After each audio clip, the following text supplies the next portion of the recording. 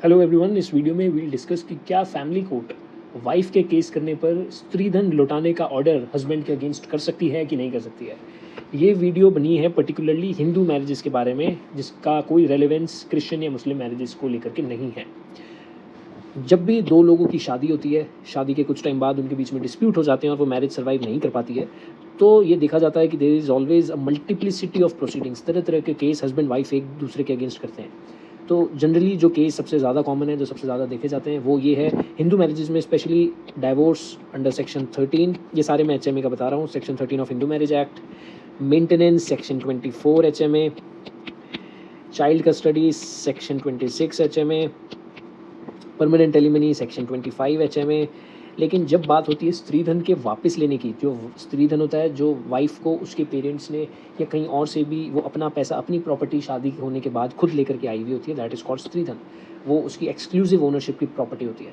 तो स्त्रीधन लौटाने के लिए जब वाइफ केस फाइल करती है, तो it is generally recommended to file a FIR under section 405 and 406 of IPC, जो कि बात करता है क्रिमिनल ब्रीच ऑफ ट्रस्ट से। तो जब 406 के अंडर कंप्लेनेंट वाइफ एक FIR लॉन्च कर देती है, तो पुलिस उस FIR को दर्ज करने के बाद हस्बैंड को डायरेक्ट करती है, एक नोटिस भेजती है कि ये सारा सामान जो वाइफ ने लिस्ट बना करके दी है, वो सारा सामान थाने पर लेकर के आए, और वो सब कुछ वाइफ को सुपुर्द कर दिया जाता है, पोजीशन हैंड ओवर कर दिया जाता है। लेकिन हमेशा 405 406 IPC की ही रेमेडी अवेल की जाती है। बट ये वीडियो का पर्पज़ ये है कि क्या स्त्रीधन लौटाने के लिए फैमिली कोर्ट, जो कि एक सिविल कोर्ट है, वो ऑर्डर कर सकती है कि नहीं कर सकती है। क्या क्रिमिनल रेमेडी ही इन्वोक करना हमेशा ज़रूरी है। तो ये इस वीडियो का पर्पज़ है। ये एक चीज़ ध्यान रखें कि जो 405 406 IPC का होता था, वो भारतीय न्याय संहिता में अब सेक्शन 316 हो गया है। पहले इम्प्रिजनमेंट जो थी वो बढ़ा करके अब 5 ईयर्स की इम्प्रिजनमेंट इसमें कर दी गई है, अप टू 5 ईयर्स। तो दैट मीन्स कि इसकी ग्रेविटी भी अब बढ़ गई है पहले के कंपैरिजन में।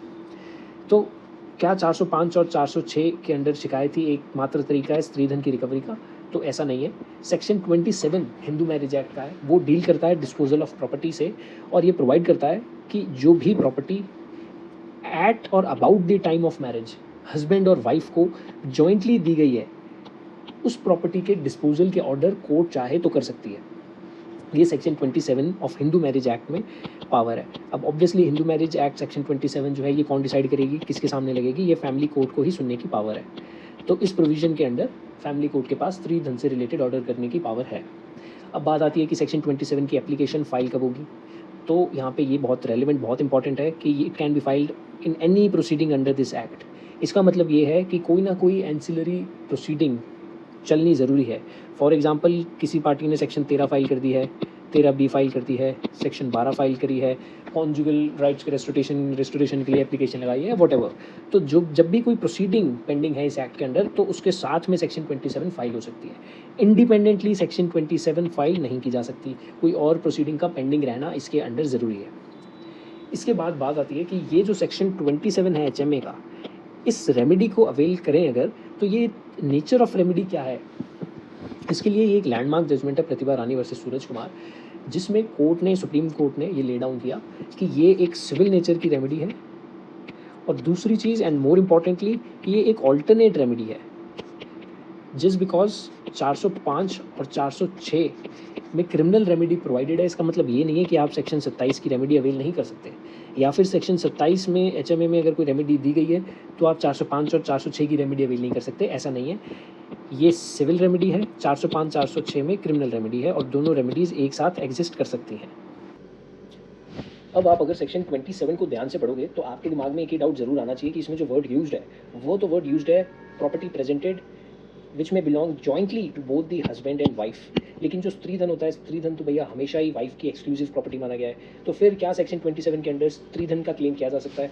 तो प्रतिभा रानी के केस में कोर्ट ने ये चीज़ भी क्लियर कर दी, और स्त्रीधन के लिए ही सेक्शन 27 में जो पिटीशन फाइल की गई थी, और हाई कोर्ट ने उसको डिसमिस कर दिया गया था, ये कहते हुए कि स्त्रीधन के लिए 405 406 या सेक्शन 27 में आप नहीं जा सकते हो। तो कोर्ट ने स्त्रीधन के लिए भी सेक्शन 27 HMA के अंडर पिटीशन एंटरटेन किया जाना होल्ड किया था।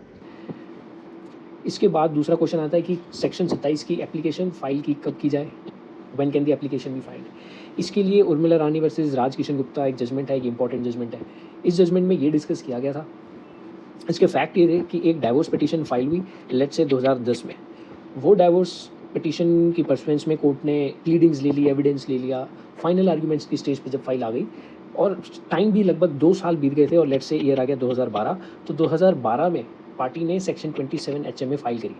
तो फिर ऑब्जेक्शन ये उठा कि जब सेक्शन 13 या 12 2 साल पहले फाइल हो चुकी है तो 2 साल तक आप वेट किस चीज़ का कर रहे थे?